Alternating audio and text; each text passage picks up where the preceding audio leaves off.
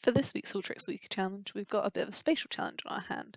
So we've got all the states and their highest peaks in this gross input, basically. So we're going to want to do some reshaping of that data to make it a bit nicer. So first of all, we're going to just take out the number for each state.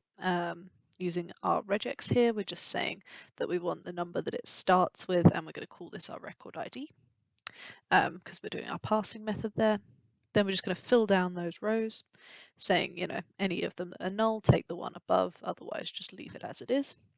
And then we're just going to number each of these. For each record ID, we want to number it 1, 2, 3, 4, so that we can reshape the data. So we just call this headers, and we're just saying, grouping it by the record ID and adding 1 to the previous row. And for rows that don't exist, so for our very first row there, that'll be a 0, so we'll add a 1, so it'll always be 1, 2, 3, 4.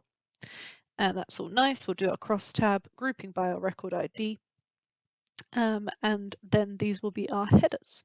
And the information comes through like this.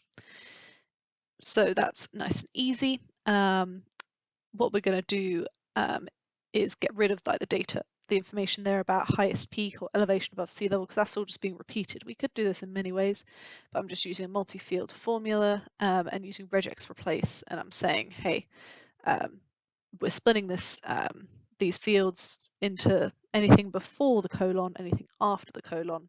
We want to then keep just what's after the colon. That's what the sort of $2 means. It means take the second capture group, and that's all that we want. And we've wrapped that in a trim as well, because then it just gets rid of the trailing white space. So that's nice and easy. We do a similar thing down here, but the other way round. So we've got a $1 there instead, because we then want to keep sort of these field names here. So then we just group by those and turn them into rows.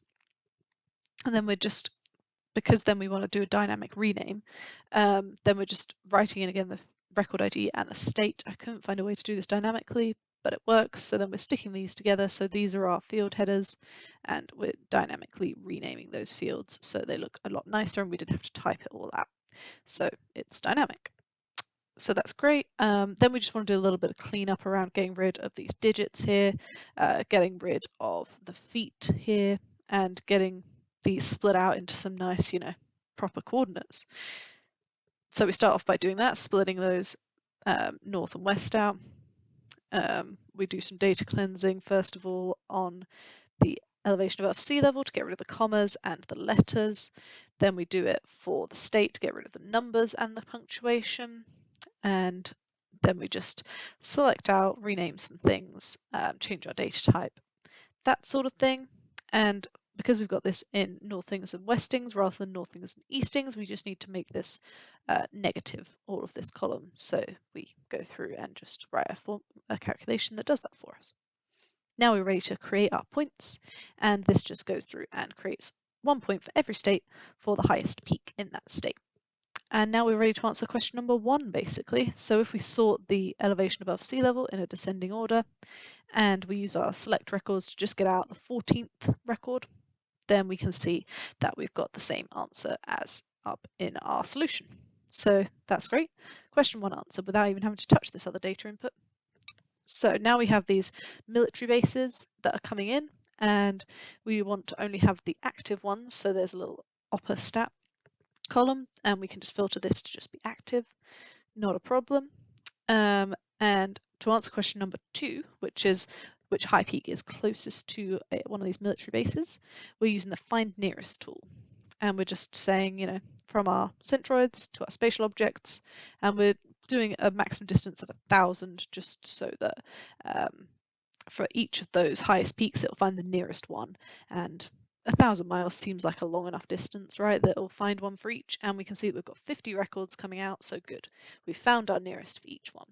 To answer question 2, therefore, which is the closest, we're just going to sort that distance in an ascending order, and then we'll just take a sample of the first row. We could have used select records again, but this is just a different way of doing it.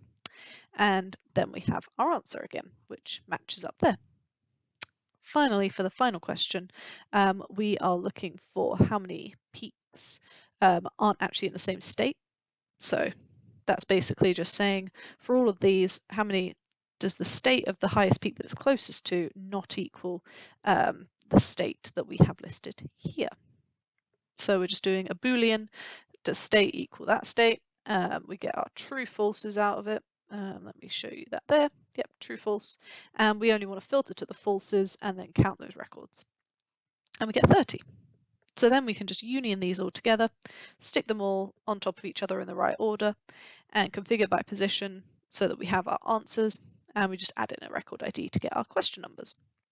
And it's as simple as that. So hopefully that helped, and thanks for listening.